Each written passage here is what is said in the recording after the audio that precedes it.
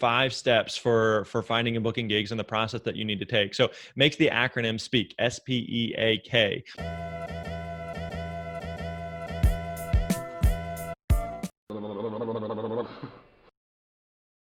Hello, everybody. Welcome to the Strategy Show. Super pumped to have Grant Baldwin, master of the speaking word.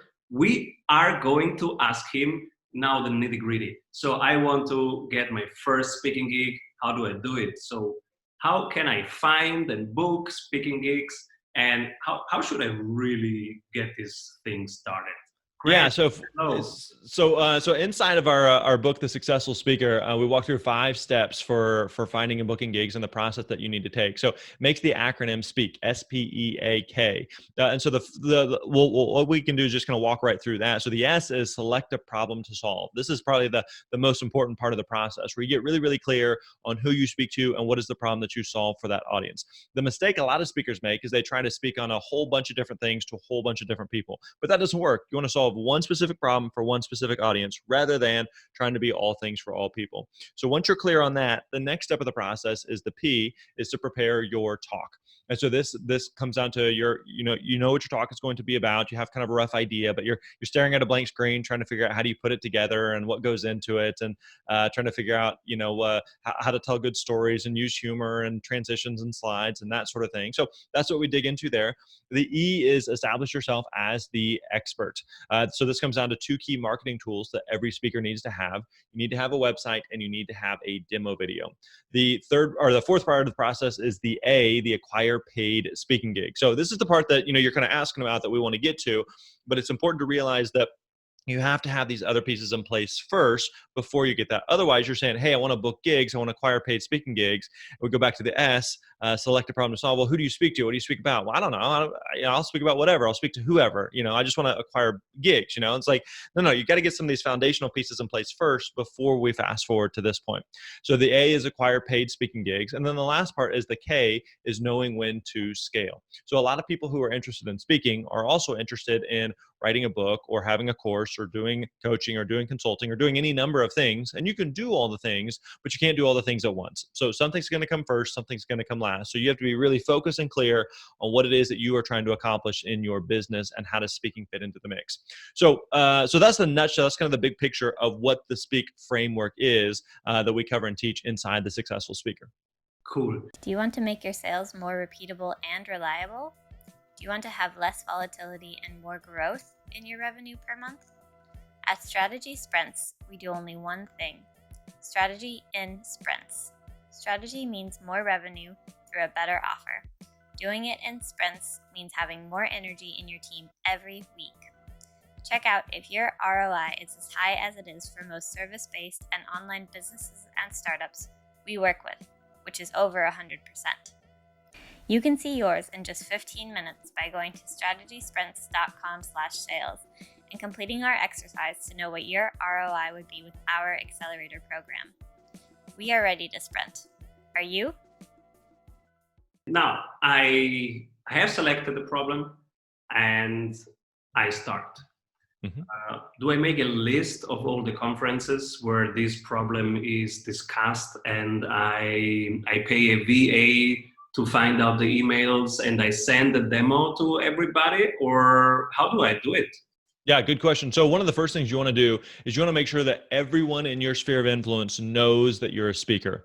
People won't think of you as a speaker if you don't tell them that you're a speaker. Now, you may be thinking like, but I don't know anybody in my sphere of influence. My family, my friends, my coworkers, my colleagues, I don't know anybody who hires speakers. And that may be the case. Maybe none of them know, maybe none of them are actual event planners, but maybe some of them know someone who is. So for example, I was talking with someone yesterday who said when they were getting started, they really wanted to speak at Google, and so they reached out to a friend who worked at Google. That person did not hire speakers, but they said, who would I want to contact at Google if I wanted to speak at something?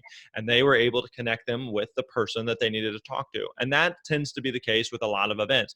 Is again, nobody's going to think to recommend you if you don't ask. Nobody's going to think to recommend you if you don't tell them that you're a speaker and this is what it is that you do. So you want to be really, really clear again on who you speak to, what you speak about, and then let everyone in your sphere of influence know that you're a speaker so that they know to think of you.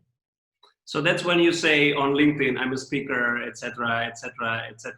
What's your experience right now? Everybody's a speaker. Uh, how to balance that and to have it in an authentic way?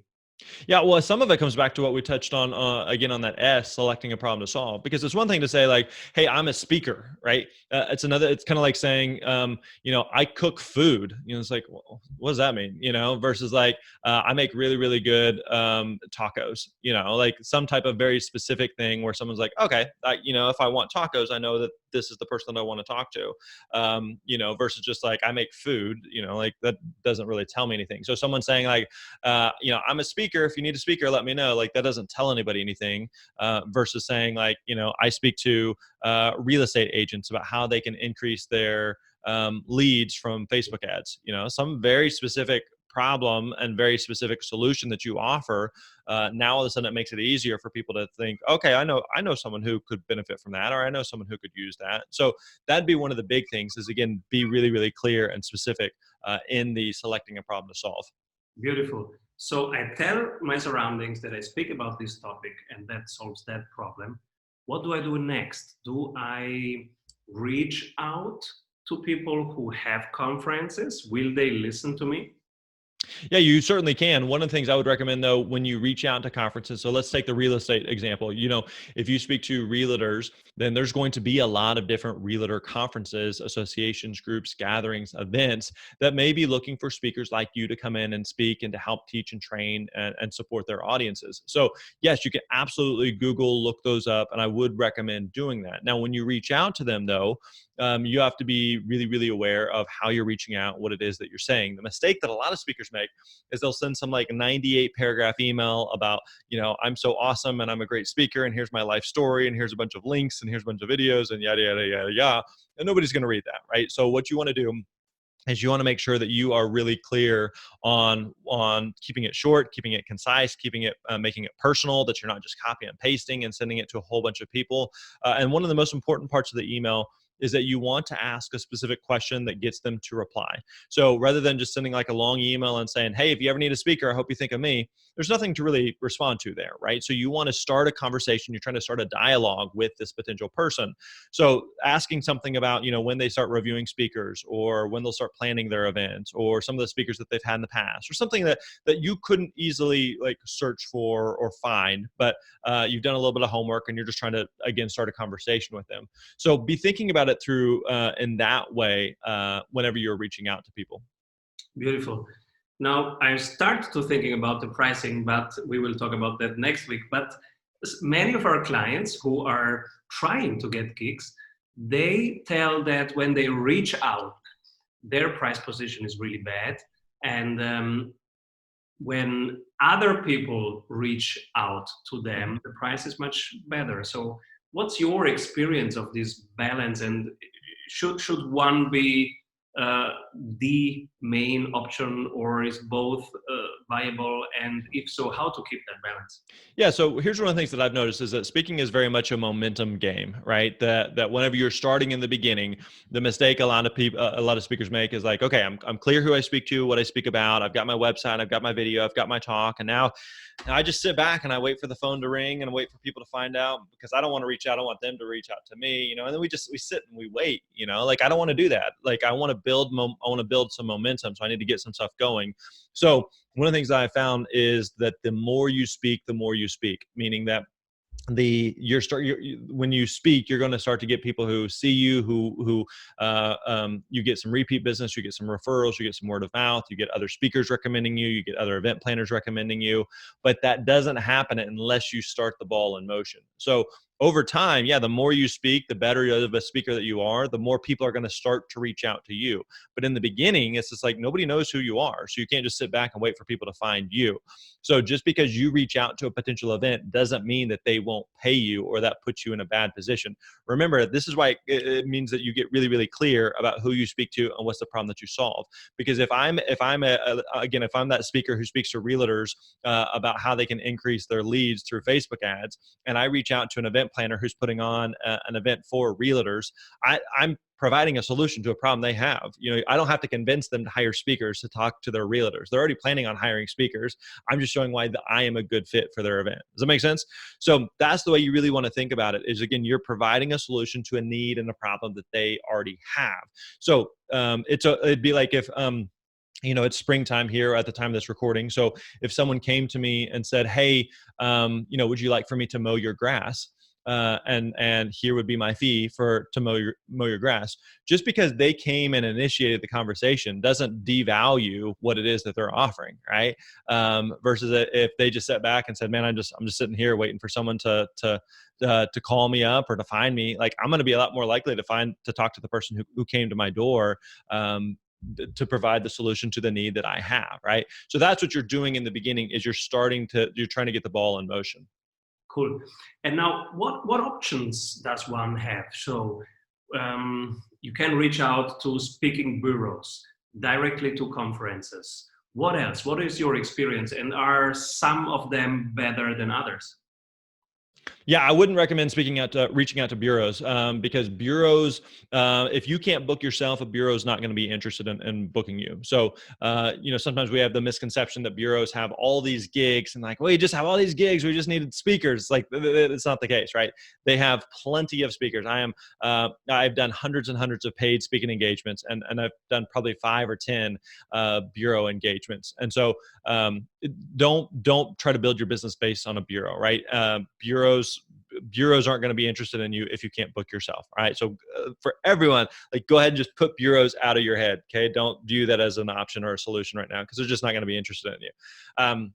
So the best thing you can do is for you to begin to reach out, for you to let people know this is something that you do, and for you to put the ball in motion. Again, the most speakers find this to be one of the hardest parts, right? And so what we were looking for a bureau. We're looking for an agent. We're looking for some shortcut or easy way to do this so that other people can do the work for us and we just get to go speak. And it just doesn't work like that. I found that the most successful speakers are those who are the ones that are willing to get out there, to hustle, to let people know what it is that they do, to reach out to event planners, to start those conversations, to follow up on those conversations. And if you're willing to put in the work, then you'll see the results. But if you were looking for someone else to do it, then it's hard to make any progress. Beautiful. So no speaking agencies.